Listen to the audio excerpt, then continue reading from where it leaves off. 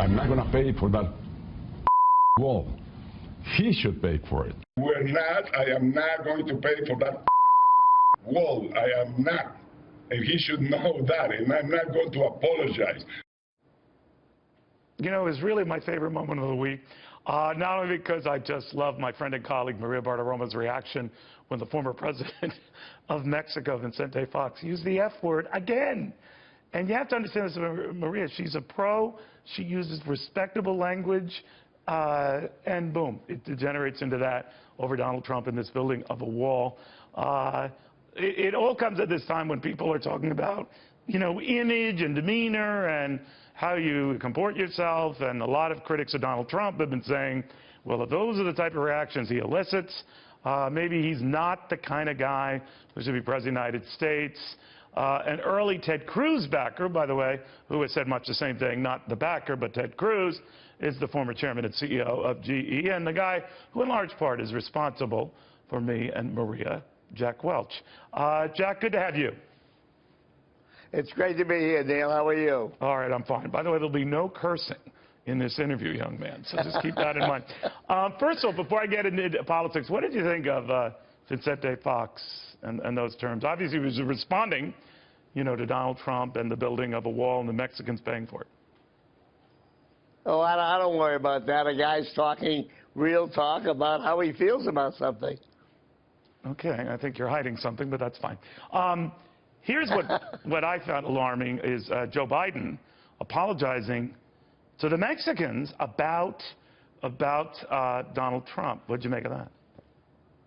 This administration is apologizing about every day for something America does. They're embarrassed about America. It's crazy. Let's get them out of there. Okay, so let's talk now about this race. You still like Ted Cruz. To your credit, you were early interested in him.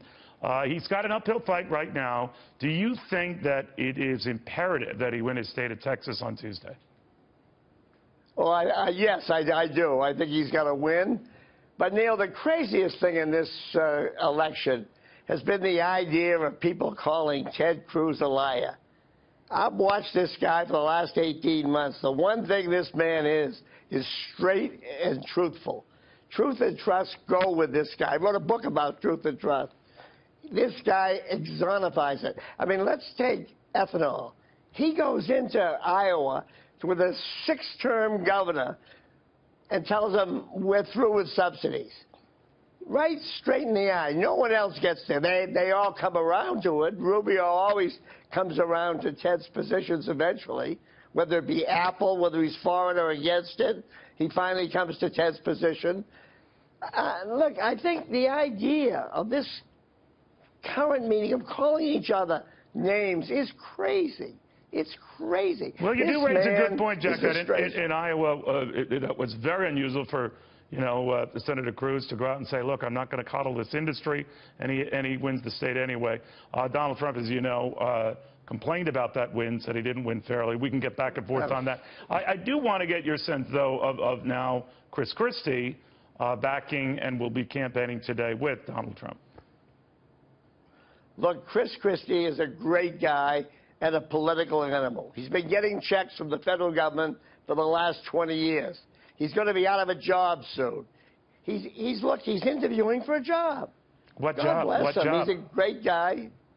You pick it. I don't know whether it's vice president, whether it's attorney general, whatever. He needs a government check. All right, well... And he loves the political scene. All right, but, you know, when his term is up in January 2018, he could as easily go into the private sector. He wants to earn some money, too. It might not be calculated. Once a political animal, always a political animal. All right, we hope to hear from them later in this show. But stepping back and looking at business and business leaders in America, they all have their different, you know, choices and all, but they are very, very concerned that we're going into a slowdown. We just completed a quarter, as you know, Jack, that was revised to show all of 1% growth. That they say that is not sustainable for good earnings momentum, or for that matter, keeping all their workers, you know, on staff. That we could be entering something bad if we don't do something to turn this around. What do we have to do? What would it take, in your eyes? I know your allegiance is to Ted Cruz. But what would it take to goose this economy? Well, Ted Cruz last night on the Hannity Show outlined a program that would do it. Lower taxes, some more sensible regulation, dealing with the deficit. All these things will, in fact, launch us into a recovery. But we are in a terrible manufacturing position right now. The currency is hurting our exports, but we are having some success with the consumer because of the lower gas prices are giving them more buying power. You saw the Home Depot, the home improvement results from Home Depot and Lowe's. You're seeing a consumer spending that's more robust than you are seeing an industrial sector, which is really in trouble. You know, I just found it odd that Jack Welch mentioned Home Depot. Have you ever even been in Home Depot? Yes, I have, and my friend Ken Langone tells me about it every day, too. Okay. I'll play along. Let me ask you about this dust up with Donald Trump and his taxes, Jack. He says he can't submit them right now, that he's being audited. I've talked to CPAs and the like who say he has no obligation to release them, nor should he. Governor Mike Huckabee here with me earlier saying there's only hell to pay when you do because they pick apart everything about him, and there's nothing to be gained doing it. How does Jack Welch stand? Well, Romney got beat up. He waited until September, so we'll have to see. I mean, that's Donald Trump's decision. That's whether or not he raises suspicions by not doing it or avoids trouble by not doing it. What do you think the suspicions would be? I think Romney laid them out nicely. Okay. I'll remind people, as you artfully dodge this question, that what Romney was saying was that Trump is afraid of revealing that he's not as rich as people think he is, and that he doesn't give as much to charity. What do you think, even if either or both were true, whether that would be a big deal? I don't think Trump's supporters, these angry folks, are going to change their view.